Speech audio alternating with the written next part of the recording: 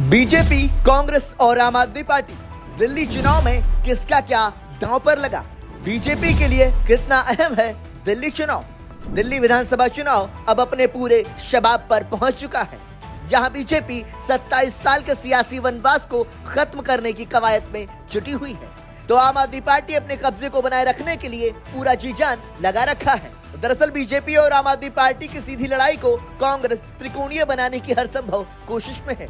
इसके लिए असदुद्दीन ओवैसी की एआईएमआईएम और मायावती की बसपा दिल्ली चुनाव में किस्मत आजमा रही है, जिसके चलते मुकाबला काफी रोचक हो गया है। आपको बता दें कि राजधानी में 2015 और 2020 की चुनावी लड़ाई आम आदमी पार्टी ने एक तरफा जीती थी और केजरीवाल के सामने बीजेपी चंद सीटें जीतने में ही सफल रही थी। वहीं कांग्रेस पार्टी अपना खाता तक नहीं खोल सकी थी। ऐसे में दिल्ली का विधानसभा चुनाव राजनीतिक तौर पर काफी अहम माना जा रहा है। कांग्रेस, बीजेपी और आम आदमी पार्टी तीनों ही दलों की साख दांव पर लगी है। ऐसे में देखना है कि दिल्ली की सियासी बाजी कौन मारता है। दांव पर केजरीवाल का सियासी वजूद। अन्ना आंदोलन से निकलकर सियासी पिच पर उतरे अरविंद केजरीवाल के लिए इस बार दिल्ली का चुनाव काफी चुनौतीपूर्ण माना जा रहा है। बीजेपी और कांग्रेस आक्रामक तरीके से चुनाव मैदान में उतर गए हैं। उसके चलते आम आदमी पार्टी के लिए सियासी वजूद को बनाए रखना चुनौती बन गया है। केजरीवाल ने दिल्ली के विकास मॉडल को लेकर पंजाब में सरकार बनाई, गोवा और गुजरात जैसे राज्यों में खाता खोला। यही वजह है कि इस बार भी कई लोक लुभावने वादे और मुफ्त की योजनाओं का ऐलान कर दिल्ली की चुनावी जंग में फतेह करने के लिए केजरीवाल उतरे हैं। लेकिन अगर सत्ता में वापसी नहीं कर पाते हैं तो केजरीवाल के लिए आगे की सियासी राह काफी मुश्किल भरी हो जाएगी। हालांकि अरविंद केजरीवाल अगर दिल्ली का चुनाव जीतते हैं तो बीजेपी से सीधा मुकाबला करने में विपक्षी दलों में सबसे आगे कतार में खड़े नजर आएंगे। इस तरह विपक्षी दलों के बीच उनकी सियासी अहमियत भी बढ़ेगी। हालांकि केजरीवाल अगर दिल्ली का चुनाव नहीं जीत पाते हैं तो आगे की राह मुश्किल ही नहीं बल्कि काफी कांटों भरी हो सकती है। आपको बता दें कि आम आदमी पार्टी का सियासी आधार और केजरीवाल की लोकप्रियता देश भर में दिल्ली के विकास मॉडल के चलते बढ़ी है। ऐसे में दिल्ली हारते हैं तो उस पर ही सबसे गहरी चोट लगेगी, जिसका असर पंजाब से लेकर गुजरात और गोवा तक में उसके बढ़ते सियासी ग्राफ पर पड़ेगा। और अरविंद केजरीवाल इस बात को बखूबी समझ रहे हैं, जिसके चलते ही अपने पूरे दमखम और जोश के साथ दिल्ली चुनाव में किस्मत आजमा रहे हैं। बीजेपी के लिए कितना अहम है दिल्ली चुनाव? दिल्ली विधानसभा चुनाव बीजेपी के लिए काफी अहम माना जा रहा है। दिल्ली के सियासी इतिहास में बीजेपी सिर्फ एक बार साल 1993 में ही जीत सकी है। साल 1998 में सत्ता से बाहर होने के बाद भाजपा अब तक वापसी नहीं कर सकी है। प्रधानमंत्री नरेंद्र मोदी और अमित शाह की अगुवाई में बीजेपी भले ही देश की सत्ता पर तीसरी बार काबिज हो, लेकिन दिल्ली विधानसभा चुनाव की सियासी जंग अभी तक फतह नहीं कर सकी है।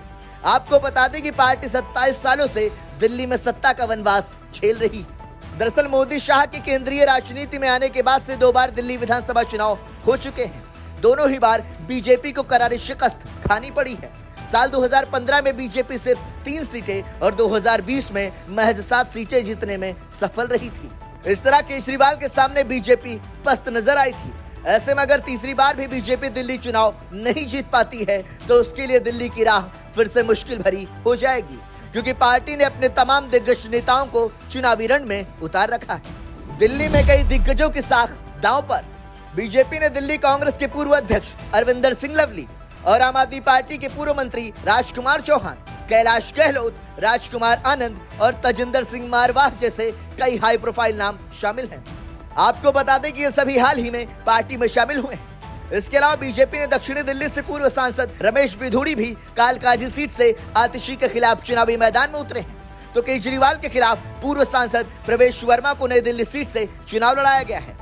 इसके लिए फ्री बिजली पानी से लेकर महिलाओं को 2500 रुपए देने जैसे वादे कर रखे हैं। ऐसे में अगर बीजेपी चुनाव हार जाती है तो उसके दिल्ली की सियासत में फिर से उभरना मुश्किल होगा।